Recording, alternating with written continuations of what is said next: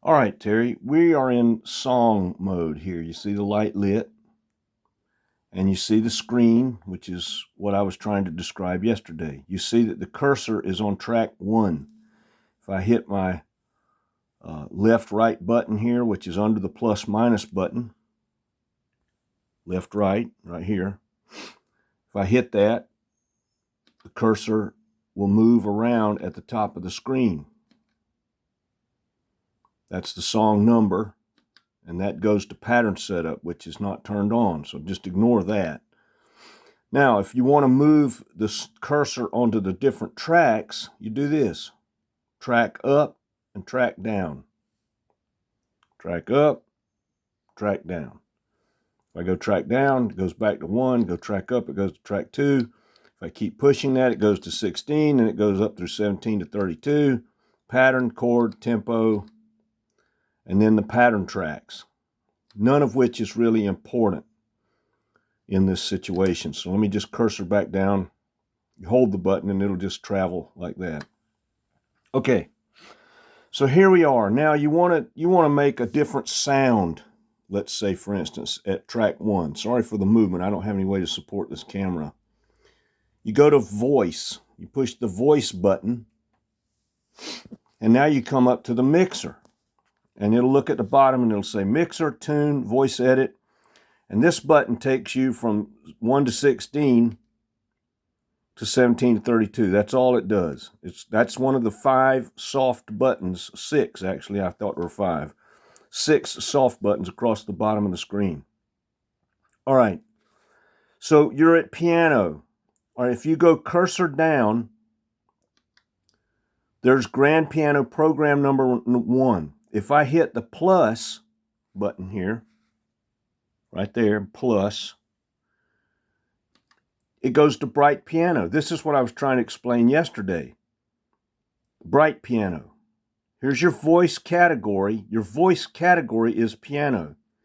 Your program now is bright piano. And then if I keep hitting the plus button, I go to electric grand, honky tonk, electric piano 1, electric piano 2, harpsichord, clavinet, celesta, and right on down the line. Go all the way back to 0, number 1.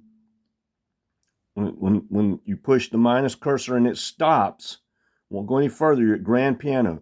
Push the plus cursor, and it's going to go up 1, which is bright piano, which this is the one I always use. I like the sound of it better.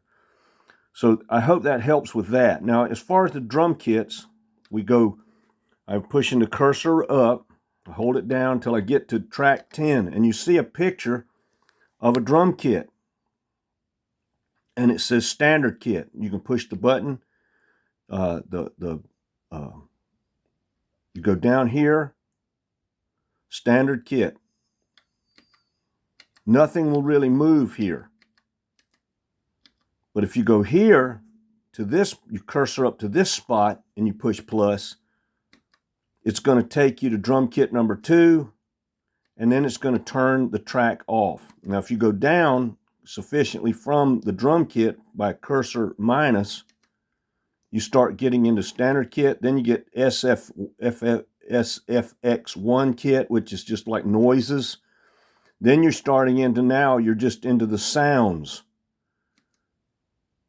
Grand piano. So you're right back to the start. You've changed track 10 to what it was never intended to be. Track 10 is chosen as a drum kit because it's a MIDI kit. Okay. So if I go down here, standard kit, that's how you access the drum kits.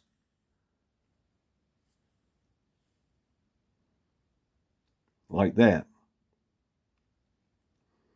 And so what I do with my setup is, you see when I go from here, Terry, to here, and the down cursor 1, now it's picked out the kit, and it's standard kit. Now if I push the soft button here underneath, you see it says drum S1 edit. That's set 1 edit. You push that, and now you can pick your drum notes out. Now, the way you do this is you go to this soft keyboard. Let me back up a little so you can see it. The soft keyboard, all of these keys represent different sounds on the drum kit. They're different sounds every time. And so each key, hear that? That's a conga. And you see up here it says conga low, L. Conga high, muted conga. That is like somebody putting their hand on it to mute the sound of the conga. Here you take this E flat, D sharp, conga high, open. And so you take your octave keys here, octave down. Now you're going to be in a different whole, all these keys are going to be different drum sounds. There's a ride cymbal. See that? Ride cymbal. That's under this F. This F sharp will be something else. A tambourine. Octave down one more time. Go over here and push this octave down one more time, and now you're in a different category. Now that F is going to be something else entirely. It's a floor tom. So now here are your floor toms.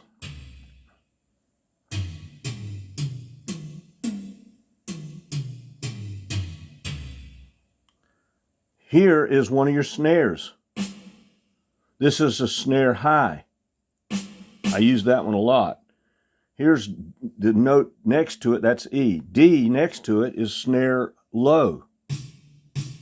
They call it medium. That's more like what I use for a ballad snare. The note next to that C is one of your kick drums. The note next to that B is another kick drum. This is the one I most commonly use. Now this is just this kit. You see this lit portion of the screen right here, standard kit? If you go to your plus minus buttons, you can change your drum kit. The standard kit is that. Standard kit 2 is that. Room kit, this is where the tom-toms sound really different. Listen to the tom-toms here. This is the tom-tom set that I always use. Room kit, the room kit. See how different they sound? Let me go back now. Do this and go back to standard kit, and you'll hear the difference in the toms. Very different tom-tom set. Now, let me go back to the mixing board, Terry, and you'll see here at the bottom your soft button. This gets you back to mixer. Hit that, you're back to your mixer. All right, what I do is, when I'm setting up a band, I go track up to number 11, and I hit the plus button now 1, 2, 3, 4 times, and I get another drum kit. There I have another drum kit. Now I track up, hit the button 4 times, 1, 2, 3, 4, I got another drum kit. Track up, hit the button 4 times, drum kit. Track up, hit the button 4 times, drum kit. Track up, hit the button 4 times, drum kit. Track up, hit the button 4 times, drum kit. So now you can individuate your drums. I make 10 my kick drum only. That's all that's ever on track 10. Track 11 I use only for snares. I play the snares in there. And when I record snares, I record them in track 11. Track 12 is tom-toms. I don't record anything but tom-toms in track 12. Track 13 is always my hi-hat. Track 14 are all my crashes. Track 15 is my ride. And I save track 16 for things like shakers and tambourines. This way, all these hits are individuated so that I can go through a song and change things if I need to, make a snare louder, or make a tom-tom louder, make a kick drum louder, change the timing on a tom-tom roll so that it sounds more human, things like that. So this is your, and here's an interesting feature. If you go to track down, I'm going to go to track 12. Okay, I'm at track 12. You see drum set S1. All right, you go to track 12, and hit your cursor one more time, and you go to drum set 2, and you look at the bottom of the screen, you've got a new button here, drum set 2 edit. And you can go in there, and you can, I use this with the toms. I'll change to drum set 2 for tom-toms, because then I like the room kit for some things and standard kit for others. And so you can actually have 2 different drum kits for different sounds within the patch, if that makes sense to you. All right. Let me point out something here on these buttons over here. Those buttons, song, pattern, utility, voice, effect, and disc, they're not important really right now. Disc is helpful, and all of this is in your manual. I'm surprised when you said you couldn't find anything specific about it, because that's how I learned it. It's all in there. It just requires a real kind of tedious, patient reading of the manual. But disc changes your screen to this.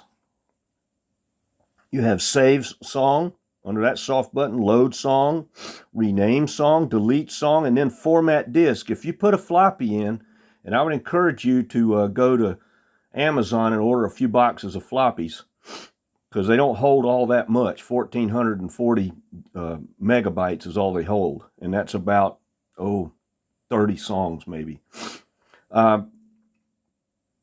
You have to format your discs. So you plug a brand new disc in, you hit format, and it's going to ask you yes or no, and you hit the yes button, and it'll format the disc. Now the disc is formatted to this machine.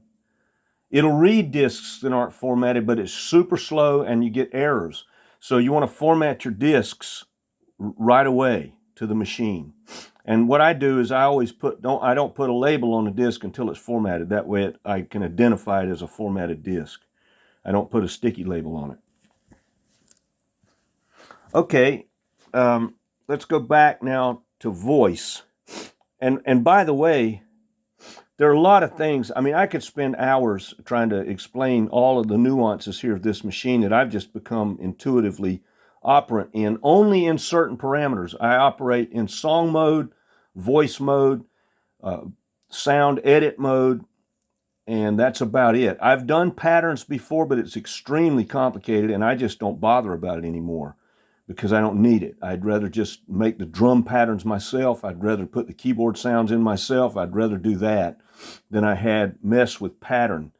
Patterns, you can see the screen will change to this. And I haven't used pattern in so long, I wouldn't be one to really be able to really help you with patterns. I only recorded about 3 songs that we ever did using the pattern mode to get the basic sounds going. And I just gave up with it after that because it was just too complicated for me. There's a way you have to make the patterns, and then you got to load them back into the linear sequencer, and it's just a pain. So we'll go back to voice. Voice is your real home screen. For instance, let's go track down to track 1. All right, here's the piano. That's what we've got, a piano.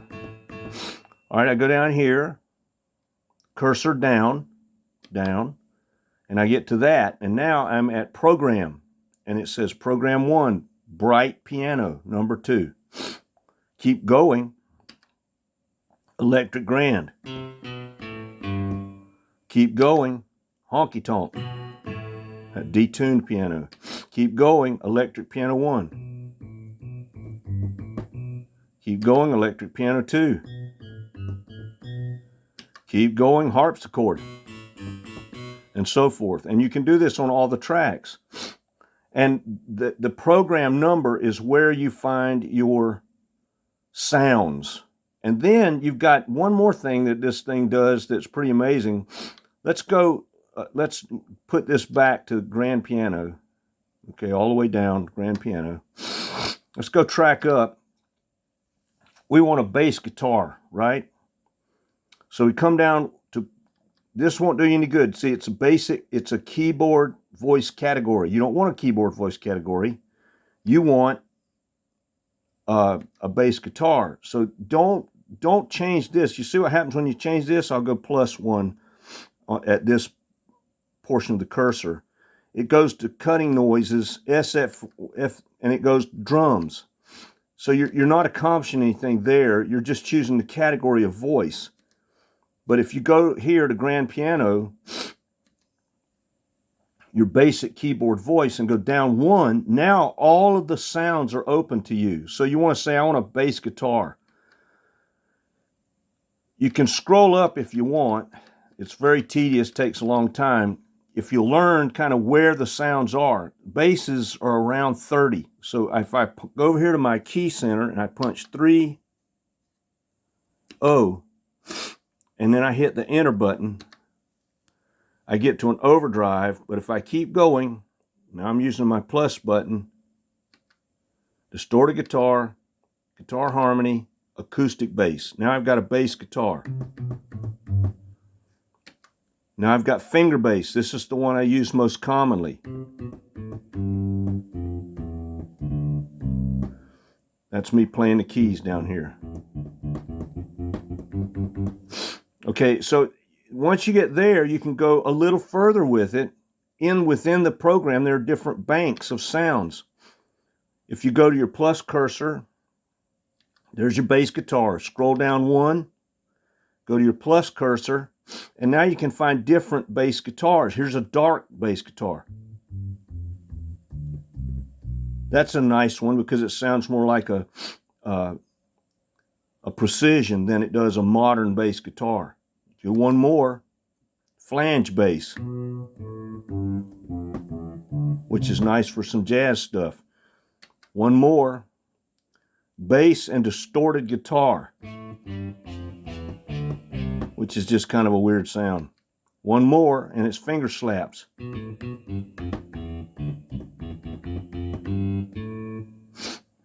One more, finger bass 2, which is a little muted compared to the other one. One more, just keep going, modern alembic bass, which is another one that's real nice for jazz stuff.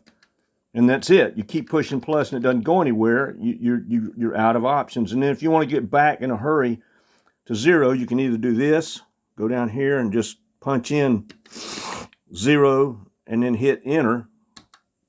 It'll take you right back home, or you can just use the minus button and go all the way back down right quick. So I think that'll get you your basic voices there, Terry, so that you can start a program. I hope this will help you. And sorry we didn't connect up yesterday. All right. Have a good rest of your day, and let me know that you got this, okay? All right.